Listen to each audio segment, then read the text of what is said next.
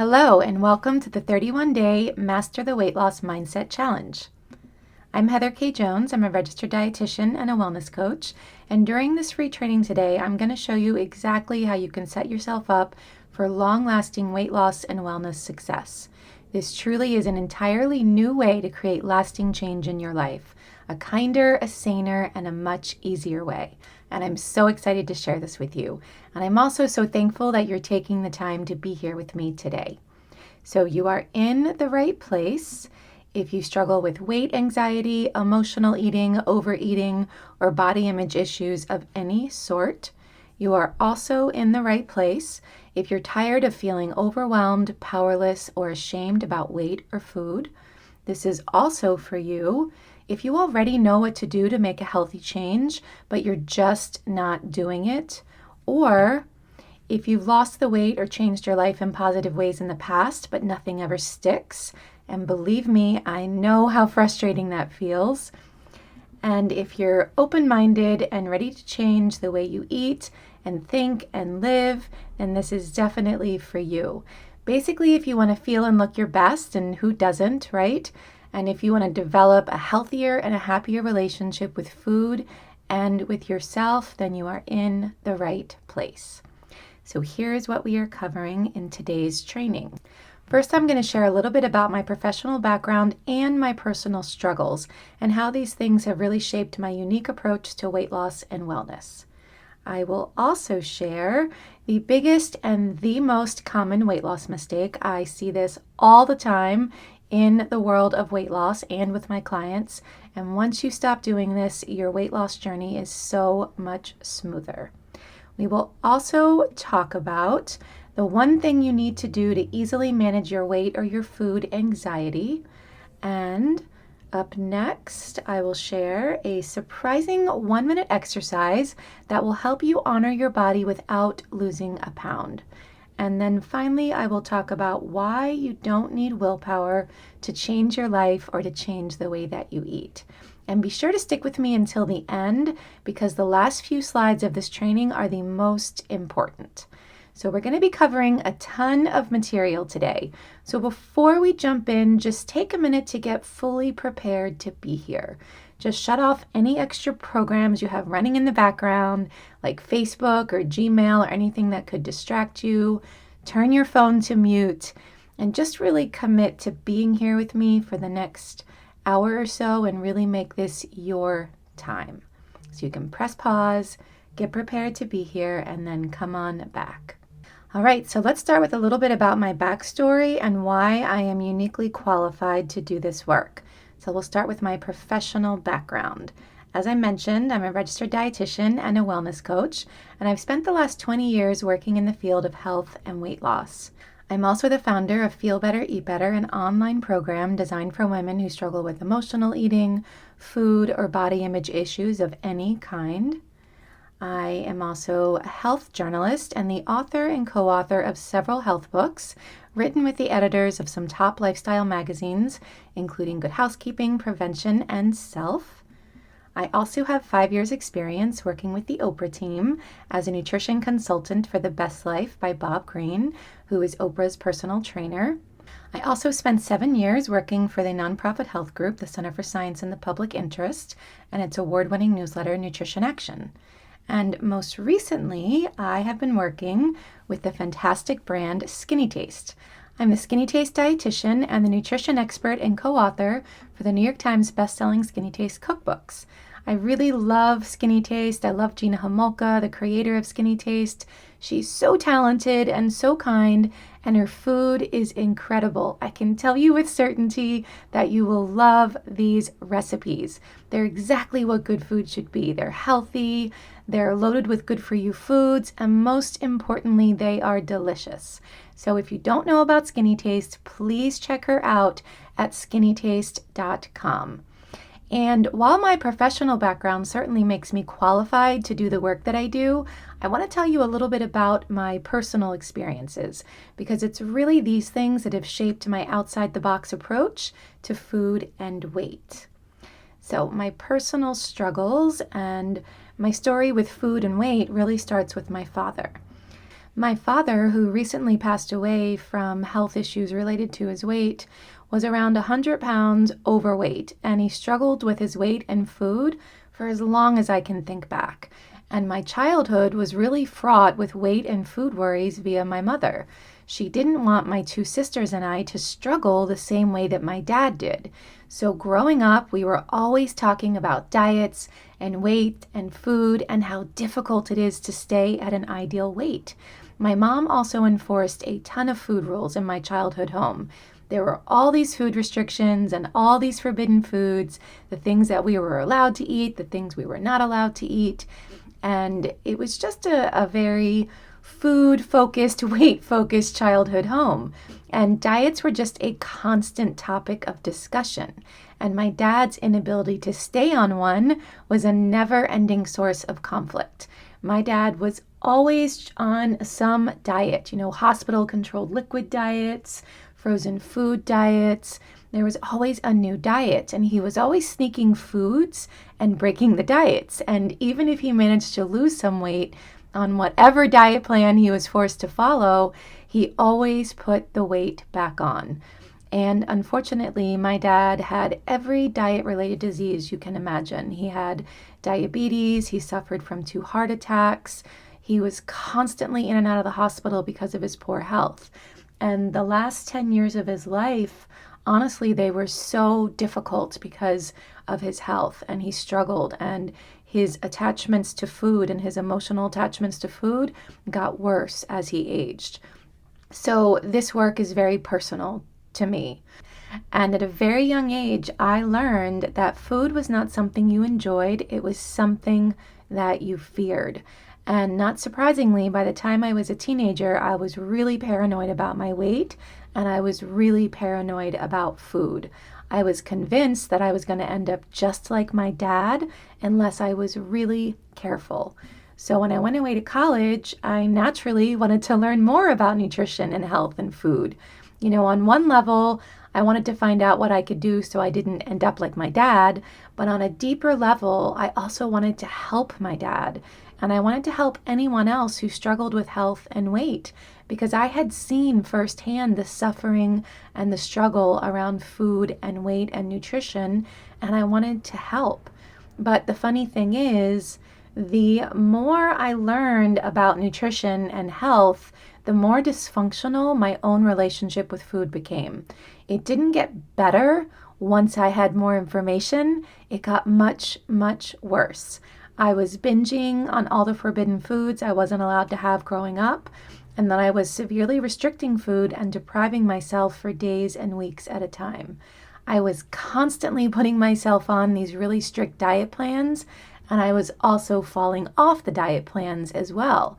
So just like my dad, I was obsessively weighing myself, obsessively thinking about food, and I was using coffee and cigarettes to suppress my appetite.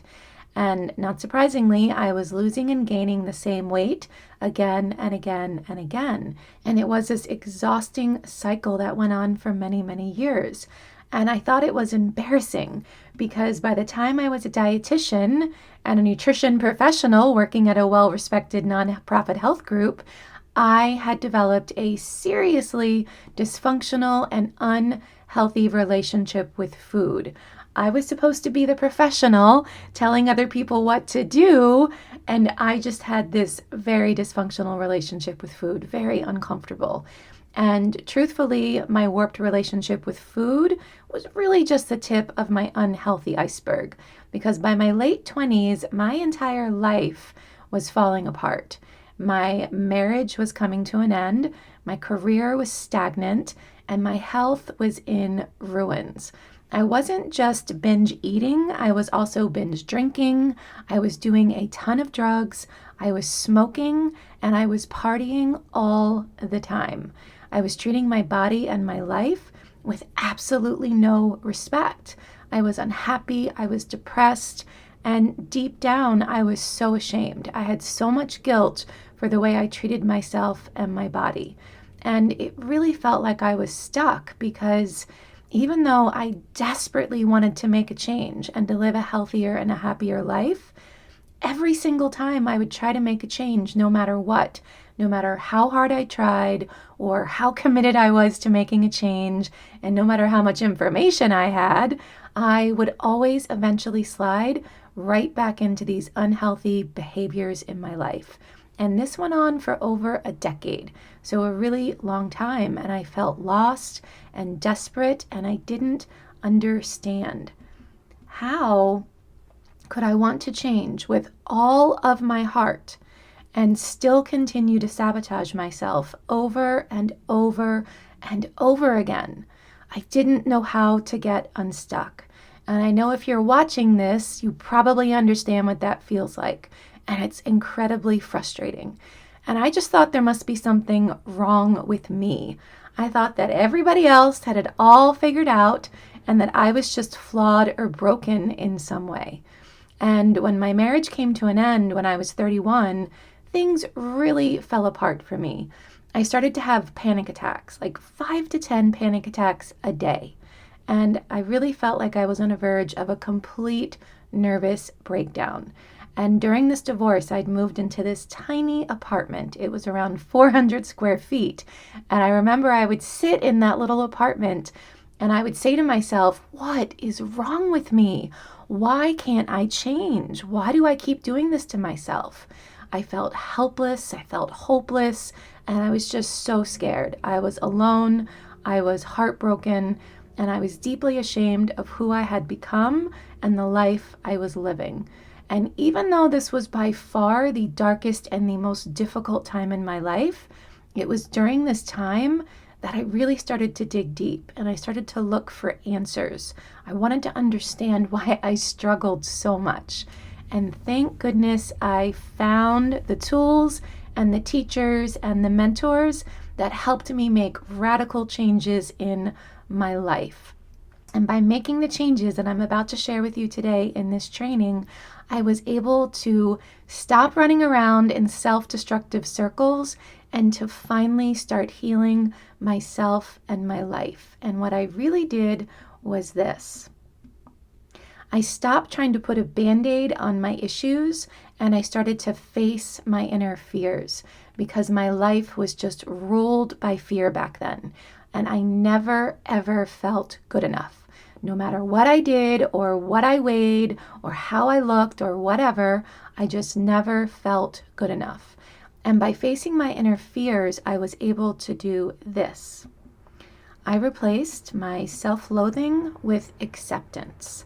And I replaced all those deep-rooted fears with appreciation.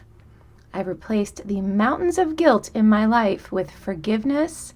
And I replaced those seriously self-destructive behaviors with serious self-care.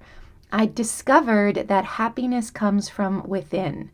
And as I healed my relationship with myself, my relationship with food and my body was also healed. I discovered that the fearful patterns in my life were also very much present in my relationship with food. And once I faced those fears, and once I started to take care of myself, I found that without struggle, without willpower, without crazy diets or cutting out the foods I loved, I found I was able to maintain my weight.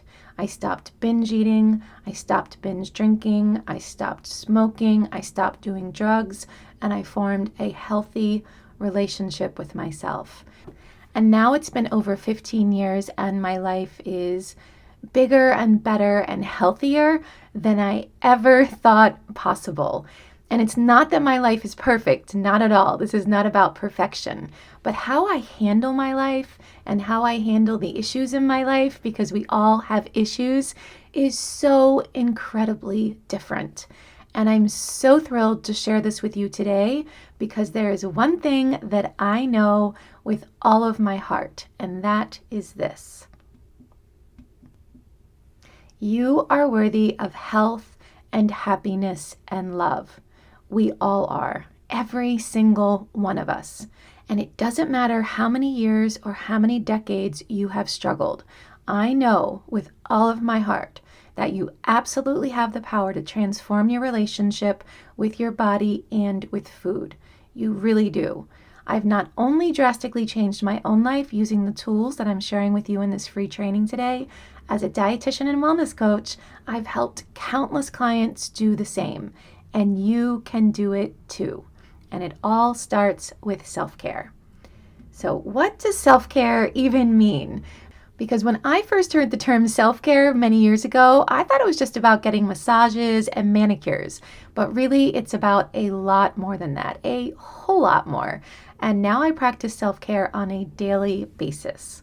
So self-care is simply showing up for yourself with respect and kindness on a moment-to-moment basis. It's how you treat yourself, how you feed yourself, and how you talk to yourself. And self-care is not selfish, not at all. It's responsible.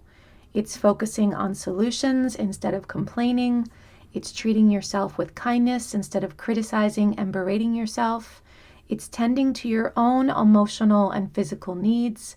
It's also setting healthy boundaries for yourself.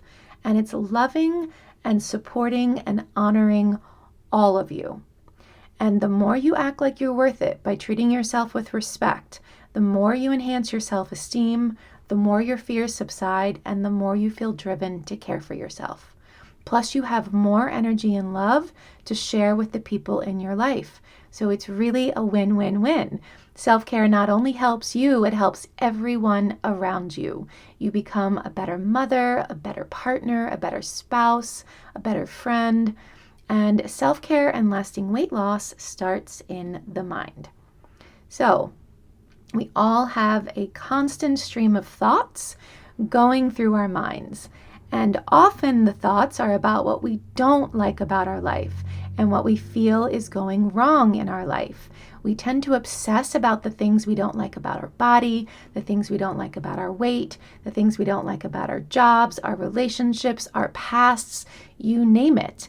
And we also tend to spend a lot of time thinking about what we don't want in the future. We tend to focus on the negative.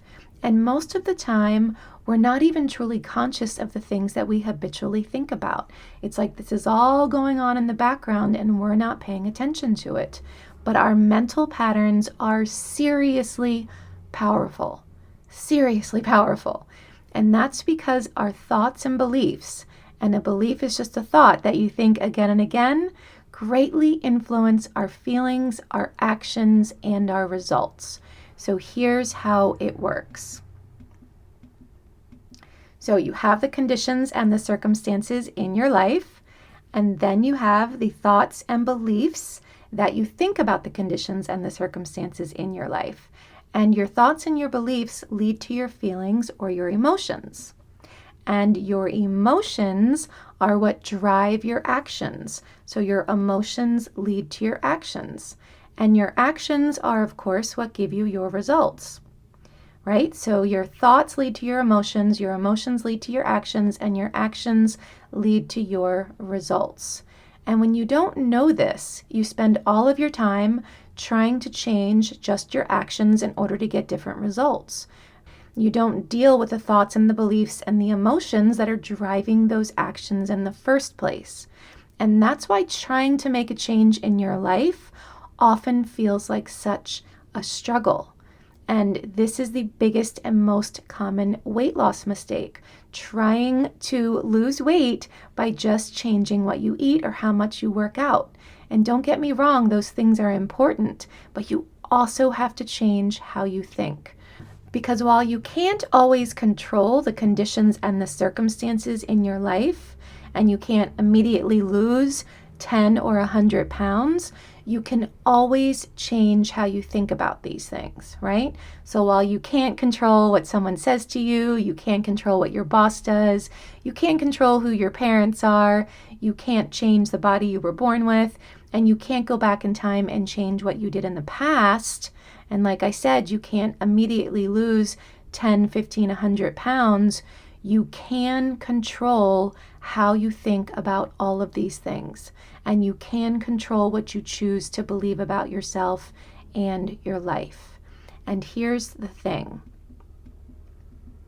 Most traditional weight loss plans only focus on changing your actions in order to achieve results.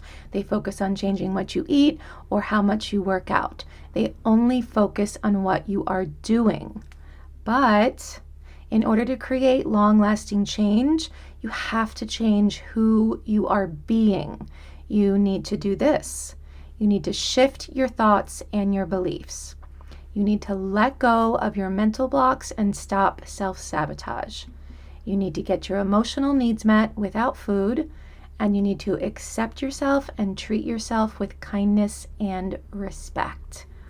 And if you have been trying to change your diet and your habits for a really long time, for many, many years, but you find that you just keep getting in your own way, so if you find yourself doing things that directly conflict with your desires, if you keep gaining and losing the same weight over and over again, or if you know what to do to lose weight or get healthy, but you're still not doing it, then I can almost guarantee that you have thoughts, beliefs, and mental blocks that are keeping you stuck in patterns of self-sabotage. And that's why lasting weight loss is an inside job, truly, because no matter how much you want to lose weight or change your life, if you have mental patterns that don't support your desire to succeed, or if deep down you believe that you can't succeed, or if you believe that success will lead to some kind of pain, such as embarrassment, vulnerability, shame, or loss of protection, then you will not let yourself do what it takes to reach or stay at your goal weight. And that's such a frustrating place to be. But the really good news is this. When we are truly ready to make positive and powerful changes in our lives, we attract exactly what we need to make that happen. And the fact that you found this challenge means that you are already in the process of healing yourself and that you are ready to start consciously creating your life. And that is a big deal. And here's what I mean by consciously creating your life. So when you become aware of just how influential your thoughts and beliefs are and how your mental patterns shape and influence your life, then you can consciously choose different thoughts and therefore consciously create a happier and a healthier life. We're conditioned to believe that losing weight is just about diet and exercise, but the thoughts in your mind are just as important as the foods that you consume. So let's take a look at the thoughts that keep you stuck. By obsessing about what you don't want and putting your attention on what you don't like about your life and your body, you create feelings of fear and anxiety. And these types of harmful thoughts include thinking about how long you have struggled and what you don't want in the future, thoughts of anger, resentment, guilt, and jealousy, remembering painful experiences and all the times you have failed in the past, comparing, criticizing, and complaining, noticing what's wrong in your life and focusing on the bad, and thoughts of self-loathing and self-hate. This type of thinking sets you up to fail, and this type of thinking actually creates a mental atmosphere where your weight and your issues with food will thrive and grow, because when you feel frustrated and hopeless, you're driven to sabotage yourself and to make harmful choices. And it's a cycle that we unknowingly keep ourselves stuck in. On the other hand, there are thoughts that move you forward. So by focusing your attention on what you do want and on what is already good in your life, you create feelings of hope and possibility. So helpful thoughts include thoughts of appreciation, imagining all the wonderful things you'd like to happen in the future, feelings of love, excitement, and possibilities, remembering happy experiences and joyful memories, noticing what's working in your life and focusing on all the good, thoughts of self-compassion and forgiveness, and enjoying this moment right here, right now, and being excited about what's coming. This type of thinking instantly drives positivity into your life, and it gives you the energy to consciously change your life for the better. Because when you feel happy and hopeful, you're inspired to take positive actions and to make helpful and supportive choices. think of it this way. Harmful thoughts lead to bad feelings, which lead to harmful choices. Helpful thoughts, on the other hand, lead to good feelings, which leads to helpful choices. The more you choose thoughts that make you feel good, the faster you will change your life, because you will be inspired to make helpful choices. So, for example, during the dark days of my own life, I would constantly say these types of harmful thoughts to myself. I would say, "You've ruined your life. You've wasted so many years. How could you do this to yourself? You're so stupid. You're so stupid. You've ruined your life." And I would repeat these types of condemning thoughts incessantly. And do you think that that inspired me to go for a walk or to cook a healthy dinner for myself?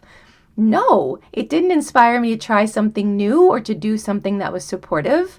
It inspired me to down a bottle of wine, smoke cigarettes, order a takeout pizza, and eat while feeling sorry for myself and watching mindless TV. Either that, or it inspired me to go to a bar and get really drunk and try and forget about all the problems in my life. And I was stuck for many, many years in this destructive mental pattern of pain and self-hate. And it was not until I consciously started choosing better feeling thoughts that I was able to consciously create change in my life. I created a bigger and a happier and a healthy life for myself, one helpful thought at a time. And you can do the same. But I don't want you to think that this is about positive thinking or ignoring your emotions. Not at all. This is about caring for yourself and honoring and understanding your emotions, because your emotions are actually your most important guidance. So I talk about emotional eating and emotions a lot more inside my full program, Feel Better, Eat Better, but I want to introduce this idea here because this is so important. So when uncomfortable emotions show up in our lives, we usually do one of two things. One, we deny the emotions, we reject them, or we ignore them. And then we eat, drink, smoke, shop, work, or whatever we need to do to distract ourselves from the emotions. Or we over-identify with the emotions. We wallow in them, we get stuck in them, we blow them way out of proportion, and then we eat, drink, smoke, shop, work, or whatever we need to do to distract ourselves from the emotions. We resist and we suppress our emotions big time. But your emotions aren't wrong or unacceptable in any way. They don't need to be pushed down or controlled, and they also don't need to totally overwhelm you. Your emotions are guidance. They are your natural guidance system, and they are giving you invaluable information. So here's how it works. When you feel bad, when you feel negative emotions, it means that you're believing something that your higher self, and I think of my higher self as like the wise and loving part of myself that's not blocked by fear or conditioning. So you're believing something that your higher self does not agree with. It means that you're out of alignment with your higher self or your personal truth. So when you feel negative emotions, it just means you're believing or thinking something that is out of alignment with your personal truth. So when you're believing things like I'm not capable, I'm broken, something's wrong with me, it feels bad because it's not your personal truth. On the other hand, when you feel good, when you feel positive emotions, it means that your higher self does agree with whatever you're believing or thinking about yourself and your life. It means you're in alignment with your higher self or your personal truth. And all of your emotions are absolutely valid. Hello, they are your guidance, and they are a natural part of being a human being. And they're letting you know when you're in alignment with your personal truth and when you're not. So if you can start paying attention to how you feel and start choosing thoughts that are in alignment with your personal truth, you will feel so much better. So choose not to resist or suppress your emotions, choose not to judge yourself for having them, and choose not to over-identify with them. And remind yourself that when you feel really bad, that means you're believing something that your higher self does not agree with. It means you're out of alignment with your personal truth. And remind yourself that you can at any time choose to change your point of view and choose a point of view that feels better to you. You can always choose a better feeling thought. And the fastest way to lose weight and improve your health is to feel better first. Because when you positively shift your mindset and get back into alignment with your personal truth, you feel confident, clear, and empowered. And from this inspired place, you will create a healthy lifestyle that works for you, that specifically feels right for you. And when you continuously and consistently choose better feeling thoughts and get back into alignment with your personal truth, what you do is this: you train your mind to focus on what you do want. And you create neural pathways in your mind and thought patterns that support your goals and your happiness. You reduce stress and emotional eating, and you feel better emotionally and physically. And you begin to see proof that your thoughts really do have power. And as a result, you no longer feel like a victim. And you start to shift from self-sabotage and worry to inspired and good for you action. Really powerful stuff, right? And in my full program, we talk about emotions and getting back into alignment with your personal truth and emotional eating a whole lot more. But starting to choose feel better thoughts is an awesome place to start. Because simply by choosing supportive and helpful thoughts, or at least thoughts that offer you a feeling of relief, what you do is you claim a new way of thinking. You slow down the momentum of fear, and you open yourself up to understanding yourself and your struggles in a whole new way. And most people assume that they don't have any power over their thoughts, and this is just not true. And this is a favorite quote of mine from my most important mentor, Louise Hay. She says, "You are not a helpless victim of your own thoughts, but rather a master of your mind." I just love that. And I love Louise Hay so much. She is the reason that I do the work that I'm doing today. So let's talk about the 31-day mindset challenge and how you can empower yourself and start to feel like the master of your mind. So the Master the Weight Loss Mindset Challenge will do 3 things. 1, it will help raise your awareness around your negative and unsupportive self-chatter and the false stories that you currently tell yourself. 2, it will slow down the momentum of fear in your life and start replacing those false beliefs and stories with positive and powerful new beliefs. And then 3, it will change the way that you live and the way that you lose weight. Changing the way that you think will change the way that you live and lose weight. It will change everything. Your thoughts create your reality. Therefore, when you change your thoughts, your reality shifts. And the challenge has 3 easy steps, so let's go over them now. Step number 1 is track. Keep a journal of your internal mental chatter, both positive and negative, for 1 full day, and be sure to pick a typical day. And don't analyze your thoughts. For now, just jot them down in a notebook or on a piece of paper and try to be as specific as possible. Write down how often you beat yourself up or criticize yourself, and write down the exact phrases or words you think or you say. Write down what you think and say about yourself, your body, and your weight, and record the times and circumstances where you are most critical or most supportive of yourself. And also write down the thoughts and your words about eating, meals, and food, and also jot down any positive thoughts you have during the day. And then step number 2 is review.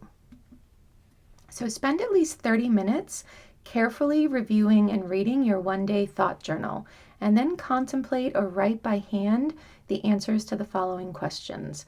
And writing by hand is important because you really connect to your heart more when you write by hand and you just let the answers flow and you don't think about it too much. So answer these questions. How often do you say critical or abusive things to yourself? How often do you put yourself down? How often do you criticize the way you look? How often do you compare yourself to others? And how often do you judge yourself or others? And how do the critical and unsupportive things you say to yourself make you feel? Would you say the things you say to yourself to someone you love? And how would someone you love feel if you did say those things to them?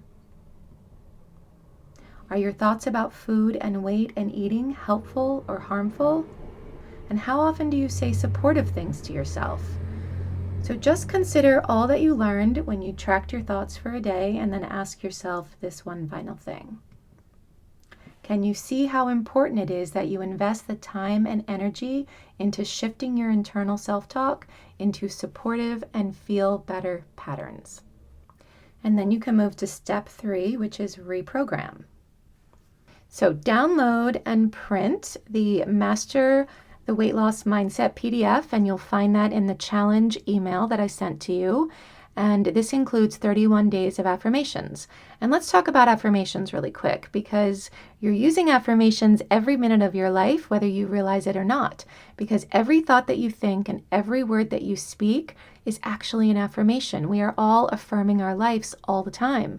And all of our internal self-chatter is really just a stream of affirmations. But a positive affirmation, or a power thought as I like to call them, is a feel better thought that you choose consciously. And by doing so, you take your power back. Because when you use feel good affirmations on a regular basis, what you do is you focus your energy into a feel better place. And you reprogram your subconscious mind into supportive patterns. And as Louise Hay always says, your point of power is always in the present moment. And using affirmations that help you feel better is like planting the mental seeds for creating new and positive experiences. So here's how the challenge works. Cut on the dotted lines and fold each affirmation and place them in a jar, a box, or a bag next to your bed. And for the next 31 days, choose one affirmation each day. But keep this in mind, this is key. The key is to use an affirmation that feels true to you. It's the feeling, not the actual words, that create the energy for change. So an affirmation only becomes effective when it creates an empowered emotion. So if you pick an affirmation out of the bag and for whatever reason it does not feel true for you, if it doesn't feel right to you, no worries. Just pick again and again until you find one that works for you, until you find one that really feels right for you. And if you find an affirmation that you just love, then you can absolutely use the same affirmation for all 31 days. Or you can pick a new affirmation each day or anything in between. Really do whatever works for you. Just remember to use affirmations that feel true to you. So before you start your day or before you even get out of bed, clear your mind and just consider the affirmation that you will use for that day. You can repeat the affirmation several times in your mind and say it out loud. And just really create that feeling. Focus on the feeling. Embody the feeling of the affirmation. And allow the idea to really sink in. And then set the intention to make this your mantra for the entire day. And you can set aside times during your day to really focus on the affirmation. Ultimately, you want to do it at least 3 times a day, but do whatever feels right for you. You can say your affirmations hundreds of times each day if that feels good for you. Also set the intention to pay closer attention to how you feel throughout your day. And every time you notice that you feel bad or stressed or off or whatever, remind yourself that this means that you're thinking and believing something that your higher self does not agree with. It means you're out of alignment with your personal truth, and you can shift your thinking and choose thoughts that feel better to you. Remind yourself that you are at choice. Remind yourself that you can choose better feeling thoughts, and remind yourself that you can choose to support yourself, and then use your affirmation to walk yourself into a better feeling place. I also want you to cue your environment. Place your affirmations or affirmation reminders, and I'll talk about those in a second, where you will see them on a daily basis. These cues will help remind you that you're not defined by your past or your present reality, and that you're working towards a positive and healthy future for yourself. And this is so important. Trust me, you will forget if you don't cue your environment. And by the way, in the email that I sent you, there's a link where I have a bunch of affirmations that are already designed and ready for you to use. So you can print those out and again, use the ones that really feel right for you. And then you can post them on your refrigerator, your car dashboard, your bathroom mirror. You can make an affirmation your screensaver on your phone or your computer. You can also use affirmation reminders. So if you don't live alone or if you work in an office or you just want to keep this to yourself, then just use words like remember or reminder or challenge, whatever is going to remind you of what you're doing, remind you that you're paying attention to how you feel, remind yourself that you're being more conscious of the thoughts that you choose, right? So words like remember or reminder or challenge work really well. Also keep this in mind. When you start doing this type of internal work and you start using affirmations, you might feel a little silly or a little weird about it, and that's okay. I know that I felt like that. So while you build your mental muscles and you just get started with this, I find it's best to keep this work to yourself. Because if you try and explain this to someone else who doesn't get it and they question it or they tell you it's stupid or whatever, this will trigger your own fears and then you might stop. So for now, just keep it to yourself or go to the Facebook group for support. And just keep at it because trust me, changing how you think changes everything. And you can also make an affirmation your email password. That one really helps. And set alarms on your phone reminding you to check in with your thoughts and emotions. And you can also find ways to include good feeling thoughts in your everyday life. So you can repeat feel better affirmations while you brush your teeth, while you take a shower, while you blow dry your hair, while you wait in line at the store, while you wait on the phone on hold. It really doesn't take any extra time, but it will make a world of difference in how you feel. And then I have one bonus tip for you. So while you drive in your car, clean your house, cook, wash dishes, take a bath, or whatever, listen to the 101 Power Thoughts audio program by Louise Hay. Again, Louise Hay is my most important mentor, and I love her voice. It's so soothing and comforting, and it's the perfect tool to listen to while you start this work, because you don't have to pay attention to every single word. You can just let it play in the background. So you can search for 101 Power Thoughts by Louise Hay online. You can find it at Hay House or on Amazon. All right, we are almost done with this training, and the next few slides are the most important part. This is the one thing you need to do to manage your weight or your food journey with ease. You need to stop trying to fix yourself and start trying to love yourself. You are not broken, and you do not need fixing. So I have a quick 1-minute exercise that will help you love yourself right here, right now. So how to love yourself. So do me a favor, close your eyes and think about someone who you love deeply. A sister, your best friend, a favorite aunt, whoever. And now imagine that this person has gained 20 pounds, 30 pounds, 100 pounds, or even 200 pounds. And then ask yourself this. Would you love that person any less because of the extra weight that they gained? Would you love them any less because they gained 10, 20, 30, 100, or 200 pounds? I'm assuming the answer is of course not. You love that person because of who they are. You love their spirit or their inner being.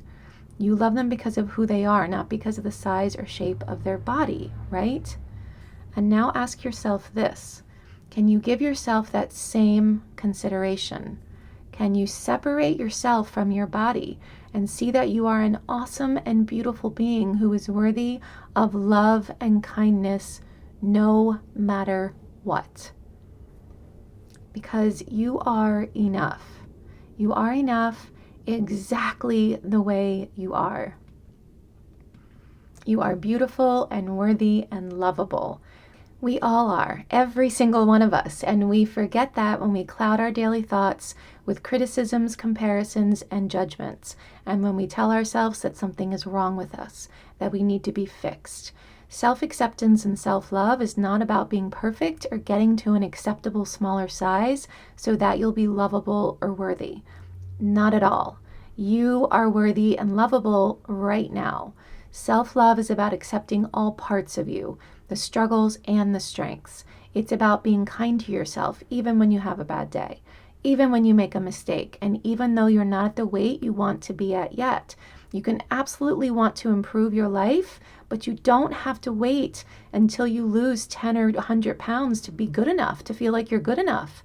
You're good enough right now. And your struggles with food and weight is not an indication that you're broken in some way. Again, not at all.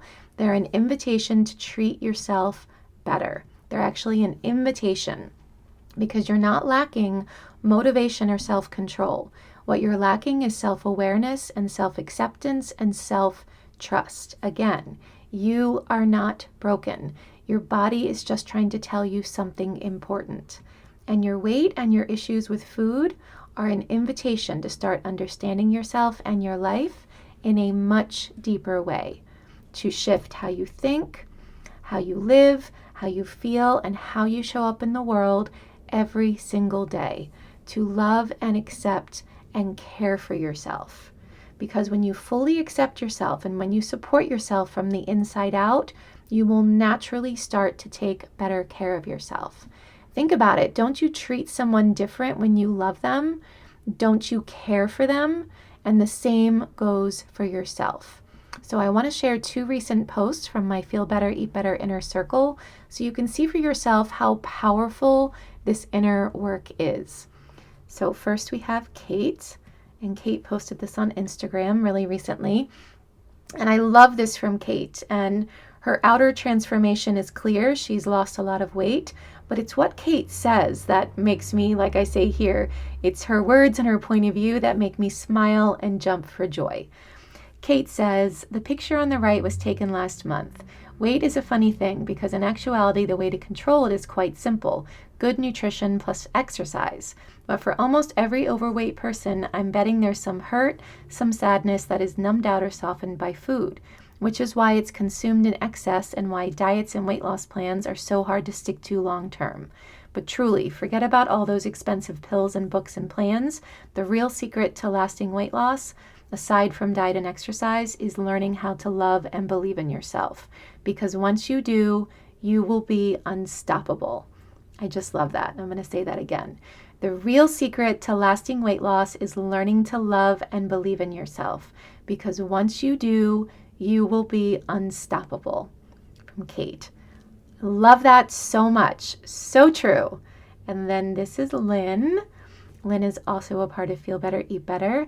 And Lynn says, "I thought I would post the following pictures. The small one was me over a year ago, just before starting Feel Better, Eat Better. The large one last week. I have lost over 30 pounds in at least 10 years. It's amazing what self-respect and self-care can do." Self-care, self-respect, learning to love yourself, so important. So please commit to showing up for yourself with a little more kindness and just open your mind to this idea, because as the late Nora Ephron said, above all, be the heroine of your life, not the victim. Be on your own side, get on your own team, and start showing up for yourself in small ways every single day.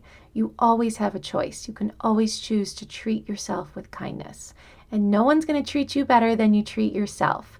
And it's not up to anyone else, it's up to you. This is an invitation for you today to be your own best friend, to be the heroine in your life. So take responsibility for your life, because living a life you love is no accident. Health and happiness doesn't just happen. You have to do it on purpose. You have to choose to consciously take charge of your life and your thoughts. It's all up to you. All right, you made it to the end of the training. So show up for yourself now. So track your thoughts for one day and then review your thoughts. And then download the Master the Weight Loss Mindset PDF.